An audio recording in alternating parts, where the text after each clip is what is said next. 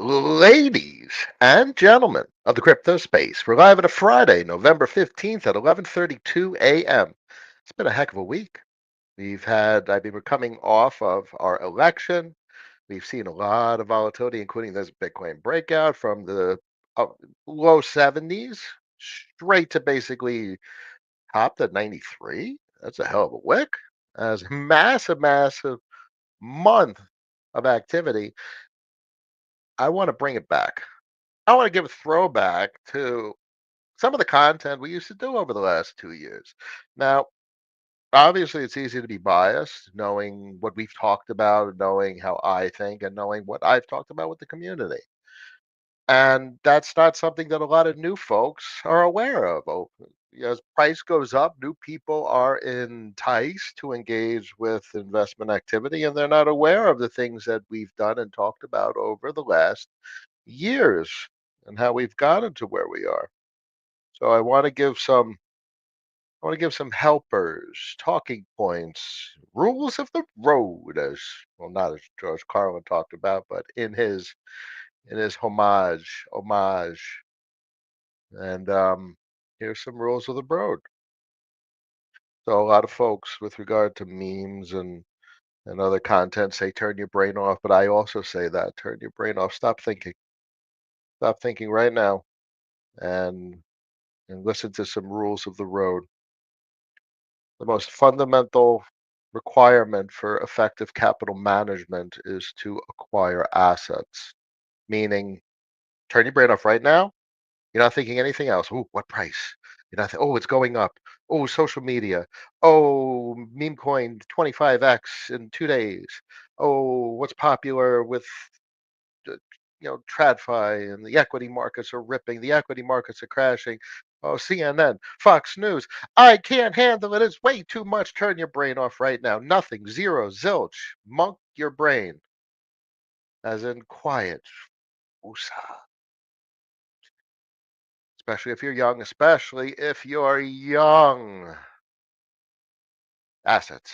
Buy assets. What does that mean? Let's start with that. Buy assets. You need to have more assets over time. As in, you are 18, I'm buying something. 19, I have more of something. 20, I have more of something. And every goddamn year, you should have more like a fucking collector. Okay? That is the most basic concept of capital management. Buy shit. Now, the next question, buy what? And at what price? And then you get more complicated with your rules. Nail that first rule. And even if you make pretty poor decisions with the subsequent rules, you'll do well over time. And the younger you are, the more forgiving it is. You're 18, you buy buy memes. I don't give a shit. Like if you bought the Pepes and whatnots, it's culturally significant. But if you diversify it enough, over time it all works. You just buy assets. So now let's bring in some of my core advice because the memes are not what I would commonly think of as core components to what I own. I would think of them as transitory, and that's not something I could stick to long term. And that's okay. Everyone has to make their choices, but be consistent with whatever rules you define for yourself. So after your core rule of buy shit and own more shit over time, question is what to buy and at what price. So that's a relatively straightforward answer. Buy it at a discount. You want to buy meaningful things at a discount. Warren Buffett 101. Buy cash flow positive businesses at distressed prices, which include now that's hard because what is a distressed price? What is a discount? Now in traditional finance and now most recently in crypto, you can do that from a cash flow standpoint. So we had obviously insane valuations in 2021, and we had a complete deflationary collapse in 2022. I mean, everything blew up. Everything. All the crypto infrastructure, everything exploded. This full on chaos, full on virality, and knock-on effects. The whole thing exploded. The discounts were everywhere, and the discounts still remain. So the question becomes now what to buy, because the discounts were and still are here. They're not here anymore for Bitcoin. Bitcoin's at a significant premium, period. That's not a cash flow product. It's a different type of investment. And we've discussed that as well, cash and investments. Bitcoin's a cash component, as we continue to discuss. And that's not changing anytime soon in my rulebook. So, from an investment standpoint, which of the products, the banking products, FX, credit, and derivatives, and the subcategories, liquidity financing and dollar liabilities, that made it out of 2021, still exist today, still are cash flow positive, have iterated, and some of the most important characteristics are uh, uh, deterministic, immutable. That's a great perk. That means they'll continue to exist in the future no matter what. And how many of them, uh, effectively disintermediate the cash flow, unlike TradFi. So once you find your characteristics, those are the things you want to own. Now, I'm more confident than ever in DeFi, even though DeFi is not the popular conversation point right now. It's still memes. Memes are doing their rounds, and I'm playing with the memes too. This Doge, Department of Government Efficiency. This is a nice retrace back to the 236. Great, memes are great. Right, that's an entire separate conversation. This is not some shit I want to own. This PvP. You're extracting capital from trends, and there's nothing. This is adversarial. I When you are engaging with a meme, it's important to psychologically understand your intent is to take money from other people, and so that's fine. How the whole stock market is literally that. So take your money. So it's a whole separate conversation how to take your money in an adversarial kind of way, a PvP kind of way. Go mine, my money. So how do you take it? That's a technical analysis conversation. So this is the top, the hot shit right now is the memes and this Elon RWA as well. I have my, that's probably all the meme exposure I have, and that's because of mm, certain qualifications I look for, and I don't take much exposure anyway. So overall, we understand DeFi is not popular right now, and there's a very strong push for social media thought consensus to be the meme super cycle. Fine, I agree to a degree, meaning memes will continue to monetize because the social contract is completely broken. Social contract is an entire conversation unto itself. Um, Desperation reigns supreme. Financial repression reigns supreme. So people continue to speculate and gamble in increasing quantities. Therefore, memes will increase in popularity and more memes will monetize.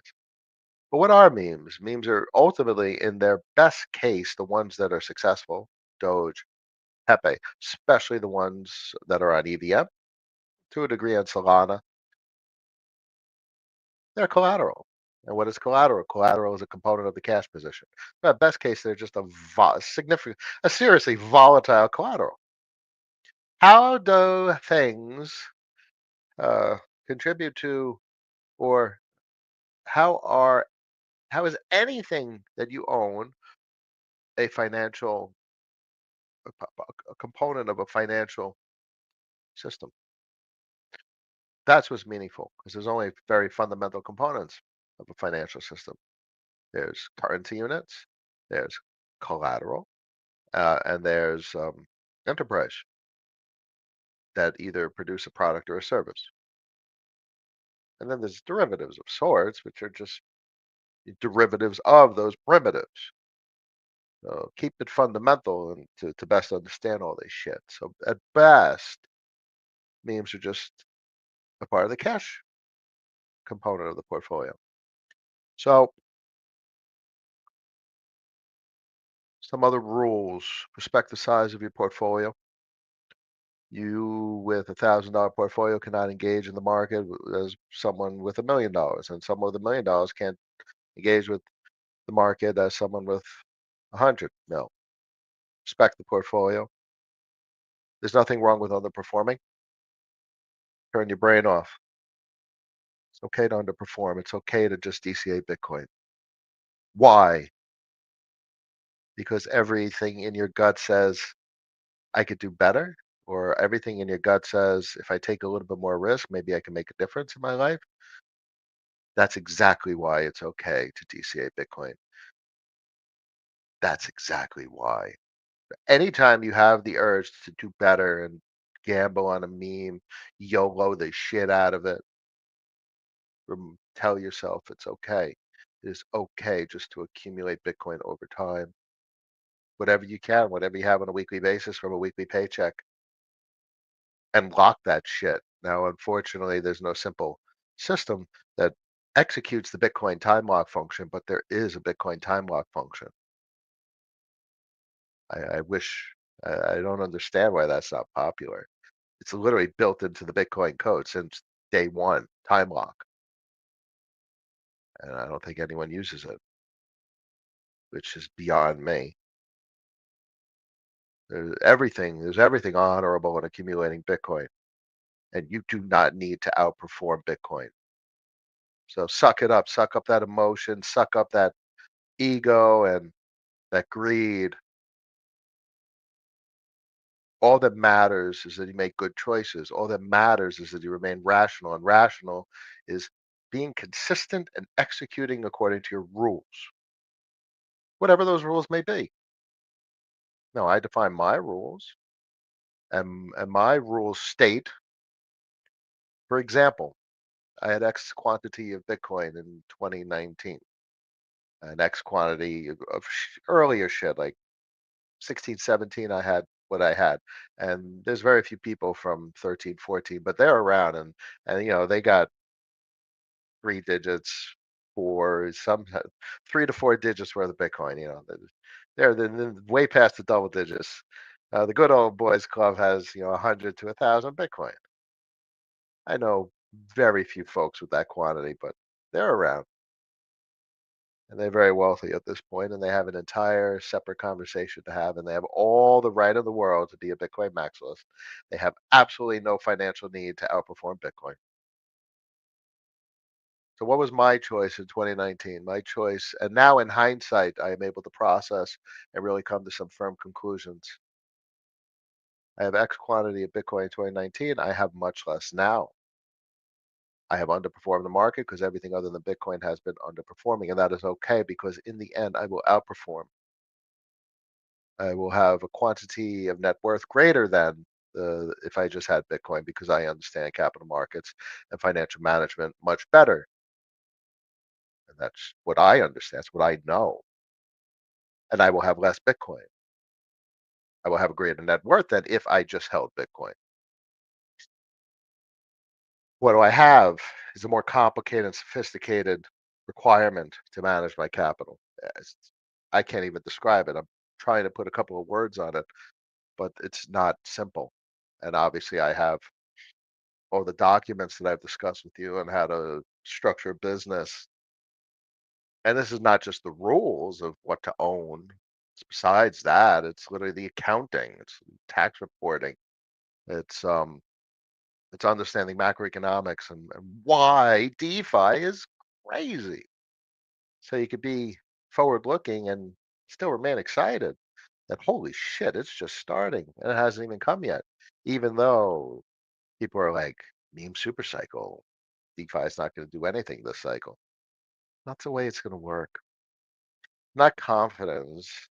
It's not an irrationality that I know what's going to play out with regard to DeFi. It's TradFi works in very simple ways, or capital works in very simple ways.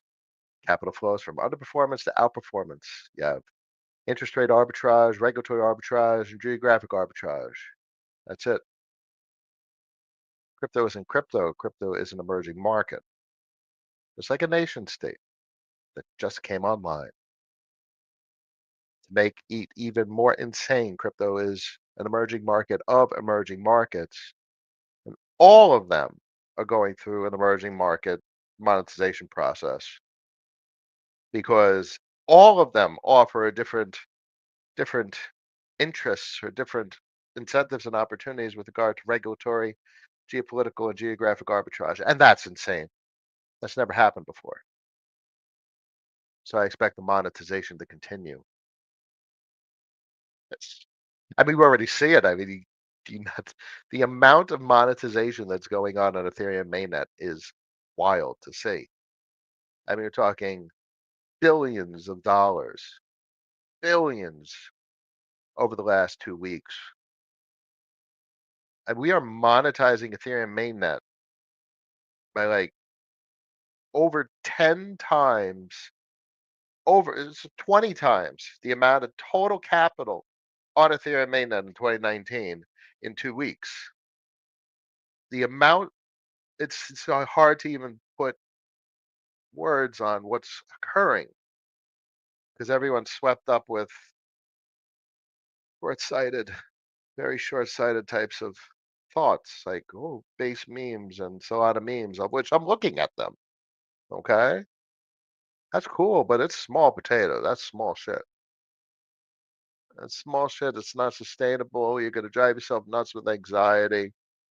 You're gonna be all over the place. You're not gonna be wusa. You're not gonna be like a monk.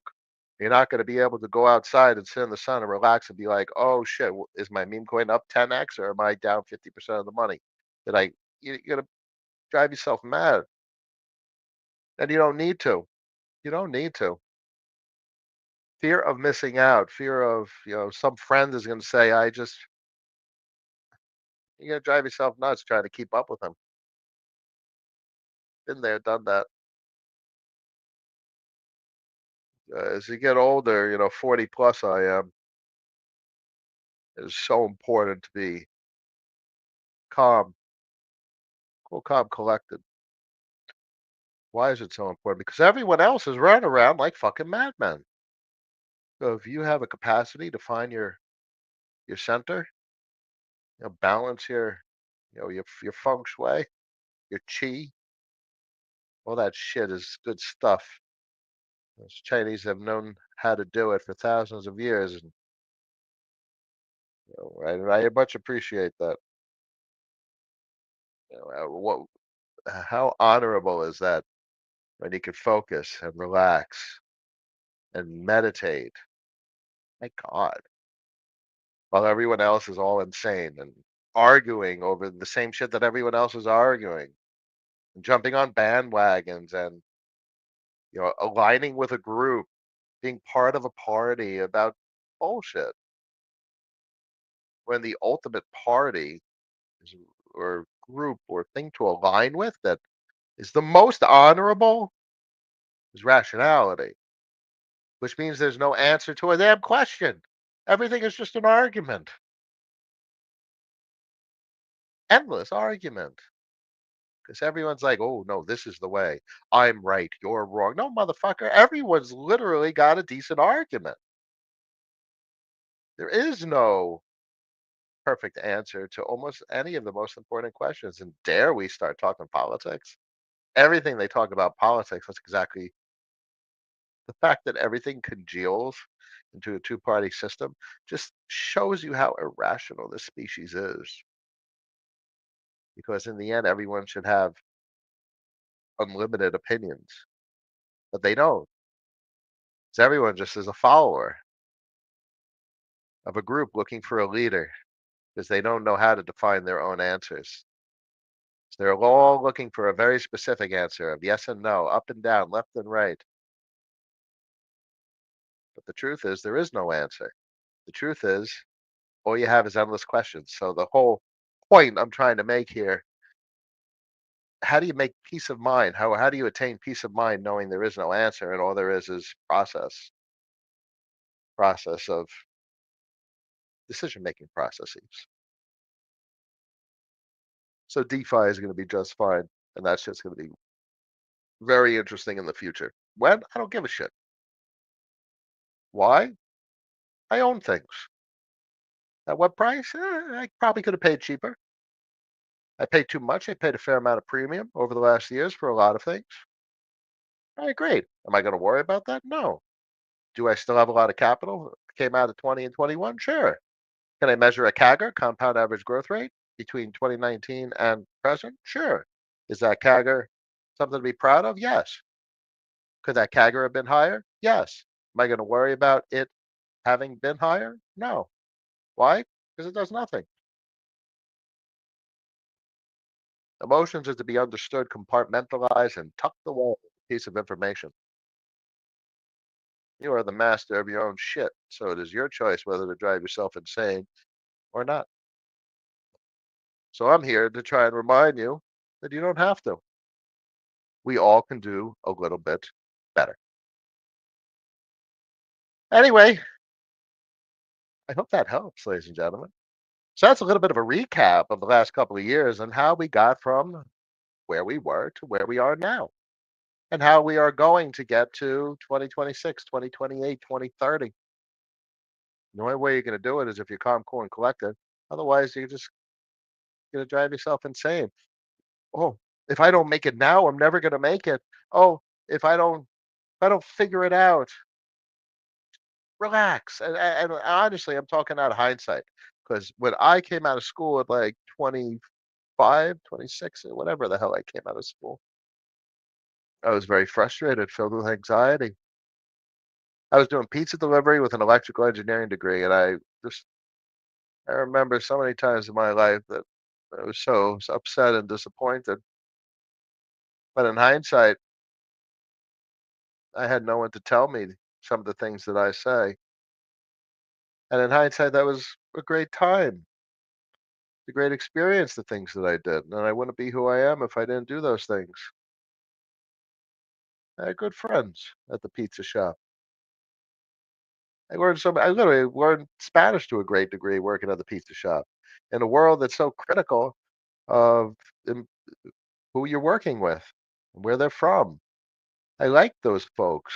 I spent so I literally spent like 12 hours a day at the pizza shop 6 days a week, and I don't know, back in this was like, 15 years ago, I was literally making like 40, 50 grand doing pizza delivery. I was killing myself. I was literally killing myself, and I was a little quite depressed at the time. I was I don't know that look, that led to me having saved up as a pizza delivery driver for 6 figures at like 100 and change, and I bought my first apartment. This was literally like, I don't know, this was like 12 years ago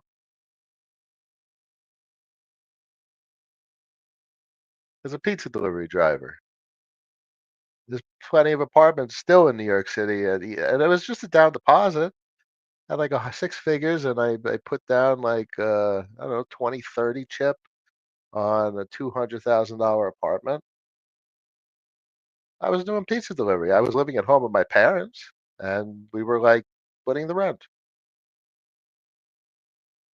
I mean, I honestly don't see that path that I did as unreasonable. Still, it's a little bit skewed because probably that $200,000 apartment's now worth 300.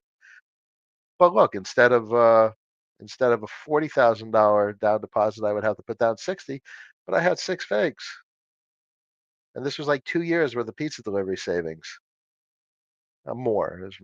I did pizza delivery, I think 3 years, 3, 4 years. Anyway, I'm going down a little bit of nostalgia lane because that still works, and ironically, that's fricking New York, and New York is fucked. I mean, if you're trying to do what I did in New York, don't try it. Just get out of New York. There's literally no benefit to being in New York. So many more incredible places in the country. Anyway, now I'm just daydreaming about how my past could have been different. Oh, nostalgia is a bitch, isn't it? Gazika, greetings, Cap. Much pleasure. Much a pleasure, Nicky Nick. Good morning, Cab. You see the monthly candle on BTC.D. Look at that, 61%. It's literally at all-time high. What does this mean from a capital management standpoint? want to own more Bitcoin over time. Bitcoin is a significant collateral instrument. Will it underperform? Will it outperform? It doesn't matter. You want to own more of it. So here's the kicker. In hindsight, I'm quite content owning less Bitcoin because, as compared to like 2019, because that's fine because you need to understand the way the world works. Otherwise, you're not going to be sane. You're just sitting there hodling Bitcoin. You got to realize there's a threshold to the amount of capital you need to do what MicroStrategy does. And that's what everyone wants. Like all Bitcoin maximalists ultimately need to execute like MicroStrategy. So what does that mean? You know what MicroStrategy has? Cash flow! And they can raise debt through public markets. So and I did this story the other day. You got 10 mil Bitcoin, you could borrow 3%. 3%. What's like 200 grand a year? You can borrow 2%. So 10 mil, 2%, 200 grand a year. Great. So 246 over 3 years. You buy your 6% leverage, and the CAGR on Bitcoin is 30%. So the odds are you could literally just borrow 2% per year and keep on just borrowing as long as Bitcoin goes up in price. Now, obviously, that has a bit of risk to it if Bitcoin goes up in price. So now that's the argument. So we're only working on X amount of history, and it looks like it's probably the case, but nothing in life is certain, and there's no diversification if you're a maximalist. So that's a bet, speculation in that course of action. But that works. But I literally just said you to be a Bitcoin maximalist and borrow at 2%, which is relatively a decent risk with the CAGR of 30%, means you need 10 mil to have $200,000 a year to spend. And if you want 300 grand a year, now you need 3%. So that means in 3 years, you're 9% leveraged and you're betting on a CAGR of 30%. And what if that CAGR is 20%? What if it takes 4 years instead of 3 years? I don't know. So what if the numbers are off a little bit? So that's why you build in a little bit of buffer in the capital management. So being a Bitcoin maximalist is not so easy nowadays. And you need a significant amount of capital to deal with the volatility, even though the CAGR is very nice. So that's the thing about cash flow and fintech. And that's what these businesses are that we've discussed over the last couple of years. So I am very much comfortable with less Bitcoin and more fintech and more cash flow. And I think these assets will monetize much greater than Bitcoin at cash flow. Okay. So you'll get many more multiples. Instead of 30%, you're getting, let's say, 60 plus percent of a CAGR on these assets, which happens to be basically my CAGR from like 2019. It's like 70%, which is a little bit less than what the 5 year run rate of Bitcoin. And heading into 2030, it's estimated that the CAGR will be 30% on Bitcoin. So okay, so I'm on target because all these assets are basically the same. It's basically one trade, as Raoul Pal talks about, which I see numerically and I understand and I appreciate. So it's all going to end favorably if you follow one rule and one rule alone. Own more assets. Just buy shit, preferably at the cheapest price possible. And shit that's, immutable, which is guaranteed to survive, um, and stuff that ends up being utility. So sometimes you buy at a higher price than less because that's a premium for greater likelihood of correctness. Okay. Um, so with cash flow, what do? Build a cash position. Bitcoin. Bitcoin's been outperforming Ethereum significantly. At some point, Ethereum's going to catch up quick. Okay. Didn't even bid against like Solana. Damn. With the L2s and the roll ups. Oh, all the business tech is on Ethereum, EVMs. It's all on the EVMs, all the state. Why do you think mainnet's catching the insane inflows it's cash? I don't need anyone. I don't look to anyone for validation or confirmation. The data's right there, guys. I mean, mainnet's getting monetized like nowhere else. Oh, meme coin super cycle on Solana. Oh, memes on Base and Coinbase on Base. Look at the goddamn cash flow. The number the number is insane. We're talking $6.288 billion plus, and that's not even counting for November 24th and today. In 2 weeks, there's almost twice the amount of dollars that have flown into Ethereum mainnet than all the dollars on Solana and Base. All 2 weeks. Okay, this is this is big. These are big numbers. Not nation state numbers, but that's the whole point. These are emerging markets, and they're getting monetized significantly. And there's a momentum with monetization, just as you see with meme coins. There's a momentum with appreciation, which is monetization. Now, the larger the entity, it takes a little bit of time. It's like moving a super tanker. Hope that helps. Hope that helps. So, what does Bitcoin dominance mean? You're early into the Bitcoin dominance rolling over and fintech catching the bid, and Ethereum is part of that fintech bid. Simple as that, which also means everything's still at a relative discount. Mostly. I mean, for instance, what's a relative discount? I don't know if you're going to catch Curve at 18 cents. Okay, which is literally yeah, so it's 50%. I don't think you catch a Curve 50% cheaper than here. 50%. That's a massive number. Right? So you're probably not catching a 50% discount from where you are right now. Discounts. That's the way things like this work. And Aave, look, you're not catching Aave, not catching a bid on Aave at $48. All right. So you're probably not going to get those discounts. So sometimes you pay a premium depending on the situation. Matt Gildner, good morning. Let's go collect these productive assets. Some decent discounts on LOB ENFTs. Still, while the price has been relatively flat the last couple of weeks, it's completely. I think I am much more interested in Velodrome as compared to Aerodrome. Aerodrome's paying, so XYZ is important, but it's not the entire equation. Scale and scope of Velodrome is beyond Aerodrome.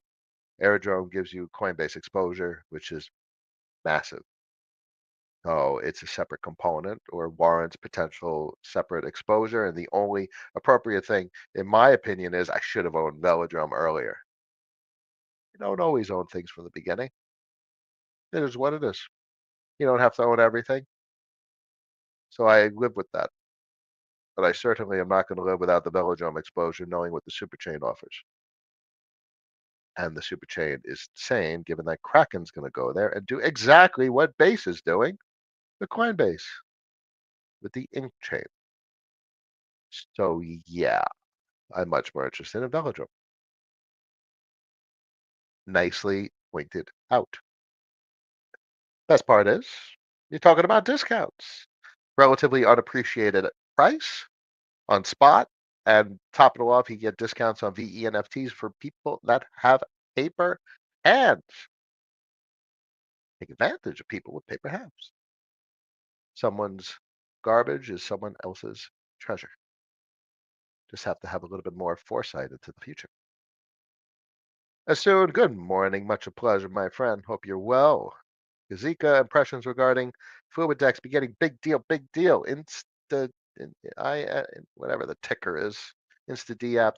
Look at the appreciate. It's 300%. Massive, massive. And it's an interesting product too. Using collateral for like stable LPs. Freaking brilliant. So that's an innovative product. Yeah, it's a big deal. Very big deal. And I have no exposure, and that's okay. Sir Joe, President, accounted for. Trevor, how are you? Reg, Captain, what are your thoughts on Aura with Balancer V3 incoming? I have opted to retain exposure to Aura. It remains quite productive.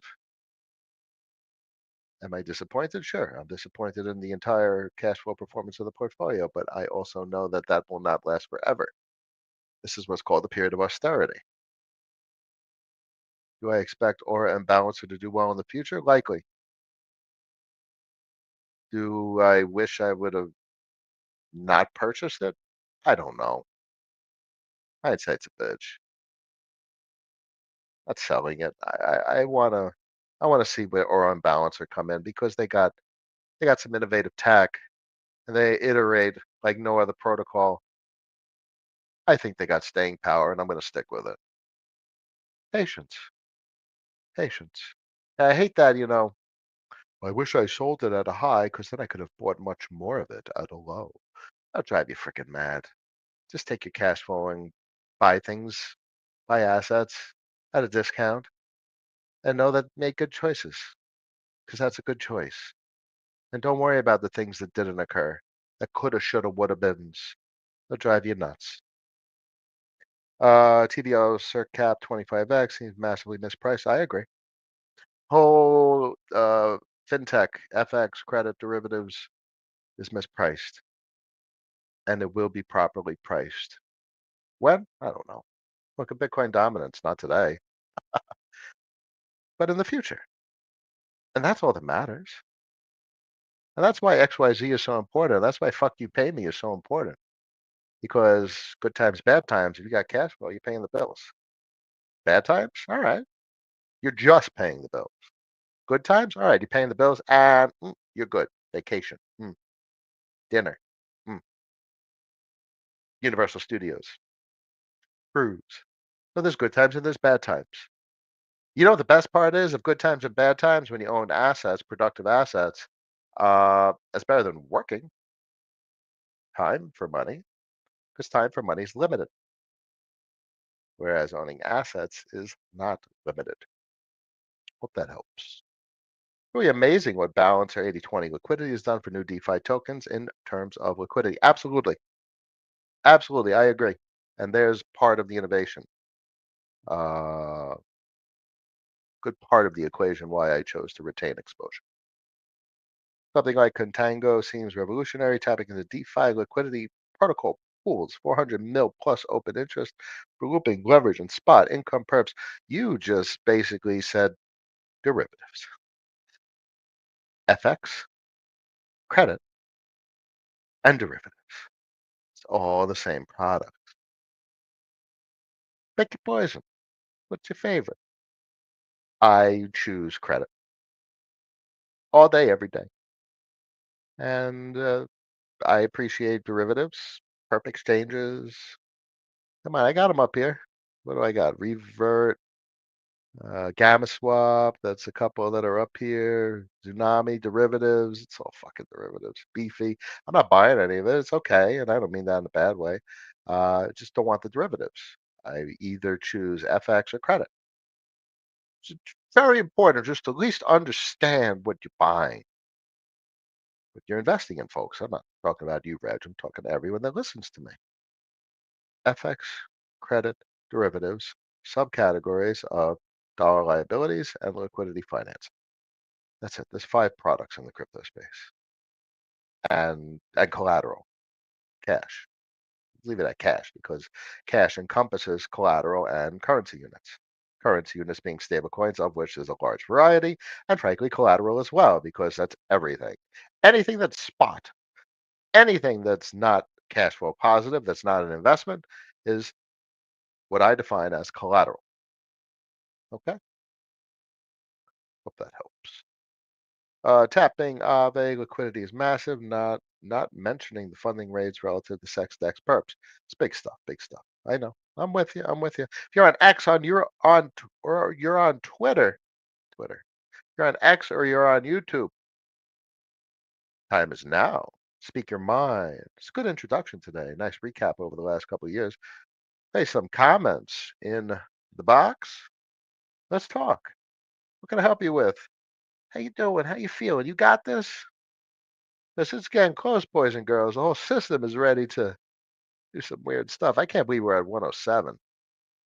That's crazy. That's crazy. You understand the system's breaking. And that is the bull case. The bull case for these assets is what they have to do to prevent the system from breaking. Is what it is. No, no complexity about making such a statement.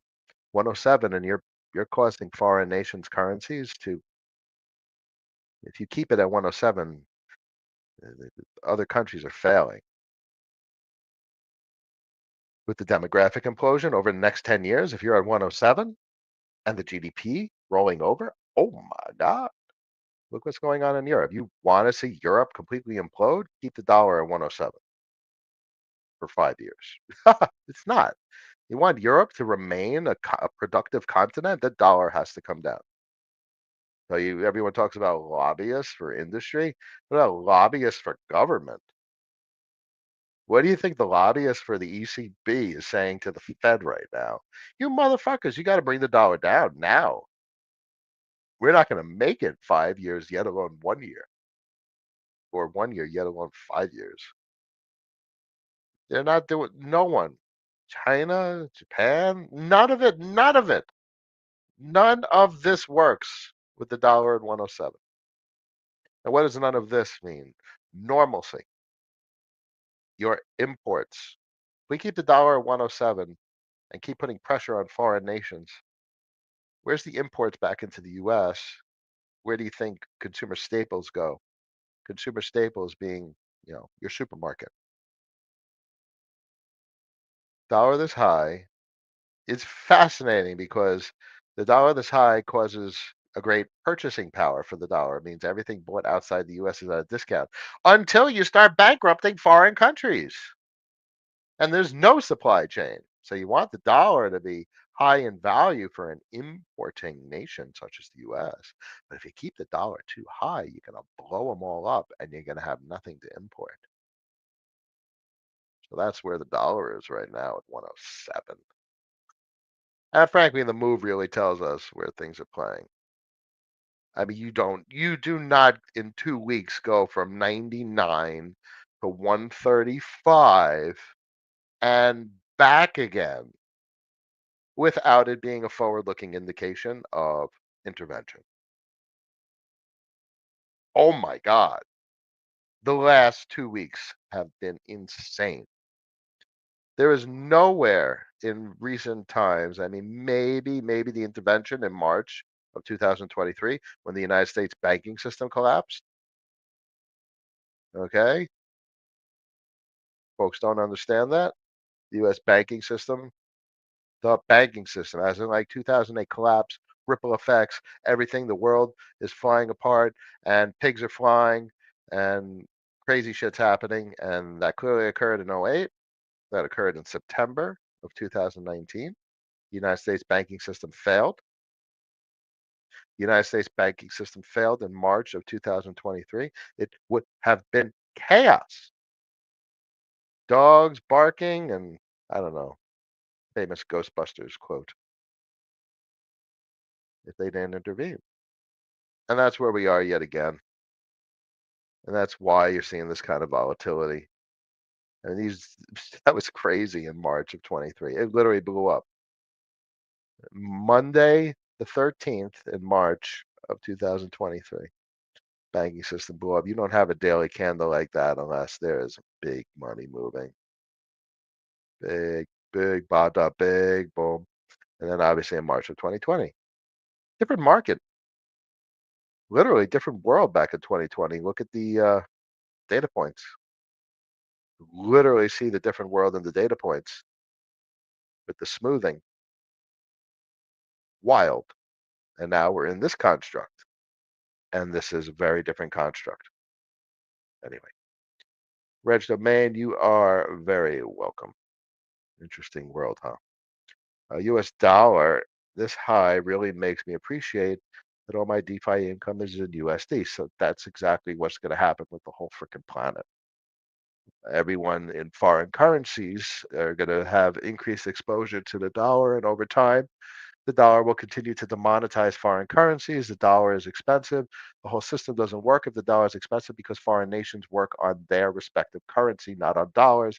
Yet their citizens have increasing access to the dollar, which means the supply of dollars on the planet is going to need to significantly increase, which is what's required. And then the question becomes is how do they do that?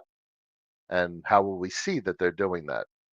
Okay, one, you have to increase the amount of US debt. Great, they got that check because debt is basically future dollars, and those future dollars are then by the banking system pulled forward into current liabilities. That's the Eurodollar system.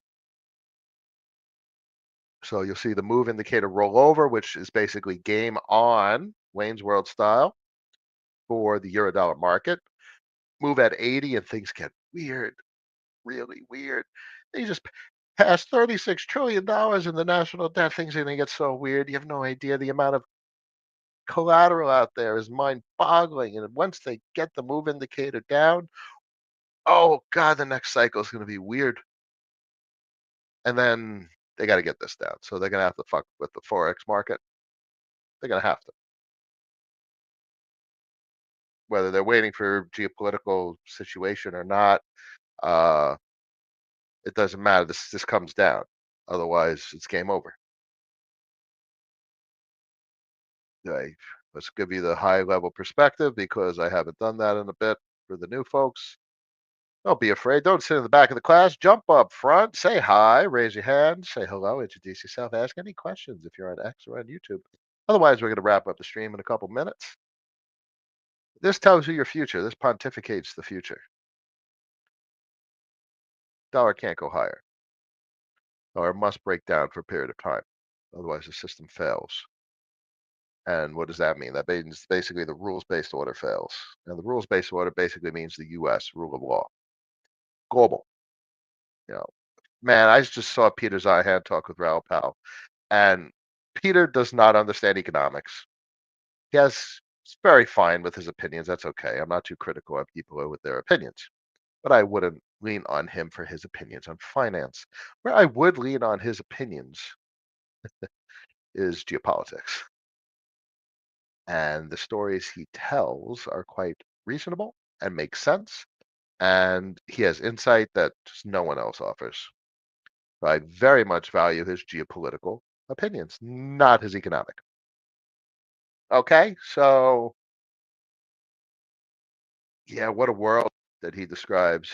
If you haven't seen the Raoul Pal and Peter Zihan video, gotta see that video. I mean, I'll put it in the chat. Gotta see this video. Uh, Dirty man,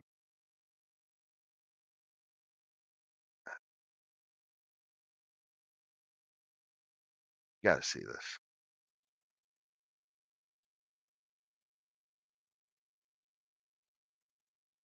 You gotta watch that. You got If you're not into macro, you gotta watch that video. It's just what's the point if you don't understand where everything's going? I mean, my kids are gonna grow up in such a different world, and that's every generation says that, but man, it's gonna be weird. It's so weird because like if I was born in the '80s, didn't have access to the information that you do today. If I was 20 years old in the '80s, I could have never even began to glimpse where the hell we'd be in the '90s. Didn't have access to the information. But me as an armchair macroeconomist and just economist and whatever the hell I do, I have access to all the information I need to have a pretty goddamn good picture of where we're going to be in the next 10 years, especially heading into 2030. Probably post 2030, as Raul says. It's not so clear, AGI and whatnot. I have pretty damn good vision of the future. This didn't exist. You needed different level of access just 10 years ago. And that's something Raul always talks about with his real vision. And a lot of my journey started with real vision before it was as hot as it is now. It wasn't as hot as it is now just a few short years ago. And I don't even watch those macroeconomists really anymore. I like listening to Luke every now and then. I understand what Brent talks about, and he's been doing his podcast. That's cool. I don't listen to Raul anymore. I understand that. I like Peter because that's always current events. It's always telling us geopolitics, what the hell's going on. And that's an ever-changing story. But like Raul's story about, uh, it's just all one trade. That's just not changing. That is just the same story over and over again, which I appreciate and I understand, and that's cool. And it's important that he keeps saying it over and over again until it sinks in for as many people as possible to buy assets. So when I say buy assets, it's completely consistent with the story that he tells. You want to own assets and you want to buy them as cheap as possible. And that's all you can do to try and unfuck your future. That's it. And I'm not even like totally unfucked. I'm just gonna take some time. Not where I want to be, but I think I'm heading in the right direction. Always be rational. That way you're heading in a good direction. Stay rational, my friends. All right, let's wrap it up for today. It's a Friday. I wish you all a wonderful weekend. Try and stay calm, get out in the sun, meditate or something. Don't drive yourselves insane. I got two little meme coins I'm playing with. In fact, I would have probably hit my limit order. I think I put it in about 226. That's cool. So this is not the original. The original's on mainnet. I don't think this is the bridged version. I don't know. It's so hard to tell what's a wormhole version or not. But I like this one. I'm gonna hold on to this one. It's nice to see. Let's see what it does. That was a decent retest back to a previous resistance. So memes, don't drive yourself nuts, and don't lose your money. Don't waste your money. If you don't have a couple of years under your belt, a capital management where you could just buy something, and if it goes to zero, it doesn't matter. That's like venture capital. That's like accredited investor rules. You know how many venture capital is always prepared for capital to fail and just be worthless. Investments go to zero. So that's just part of a methodology. But you need X amount of capital to do that, which is why accredited investor rules are like $1 million or something in net worth. Because then if you lose 5 grand, 10 grand, all right, what we do? You got to lose money to make money, so to speak. Anyway, why am I ending on memes? I'm sorry. I don't mean. Please don't get confused.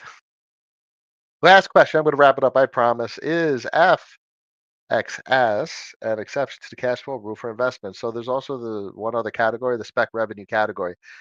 I remain consistent with my opinion on Frax. It is the largest scale and scope fintech project in all of crypto. There is nothing remotely compared to the scale and scope of what Sam and team have built and are trying to achieve. That's it. Whether that translates to a productive business or that translates to whatever anyone thinks it may translate to, you'll only know in the future. And that's investing. Investing is taking an amount of capital based on reasonable decisions and reasonable analysis and reasonable due diligence and saying, all right, this is an appropriate position size. And then waiting and seeing in the future if it does well. And part of the capital management process is investments going to zero. And part of the capital management process is appropriate position sizes. And so in the future, like, damn, I wish I bought more. Everyone always says that in hindsight. Doesn't everyone wish they were coming into this cycle with 500 Bitcoin, which you could have bought at $50? So what the fuck? There's no point in that type of argument. So speculation. That's all we're doing. A lot of what I do is that who are you argument. Who are you? And a lot of who you are is what you own and the stories you tell. Who are you? And my what I own tells a story about what I understand, what I know about the world, and what I believe in, what makes sense to me, what I'm knowledgeable about, what's rational and reasonable. And that makes for a good dinner table conversation. So always be prepared to have a good conversation at the dinner table. I'll end on that note. Friday, November 15th at 12:27 p.m. I thank you all for joining me today. 210 people made it to the end of the stream, and you're all a little bit more rational because of it. I wish you all a wonderful weekend. Stay calm, cool, and collected, and I will see you next week for more of this content. Till then,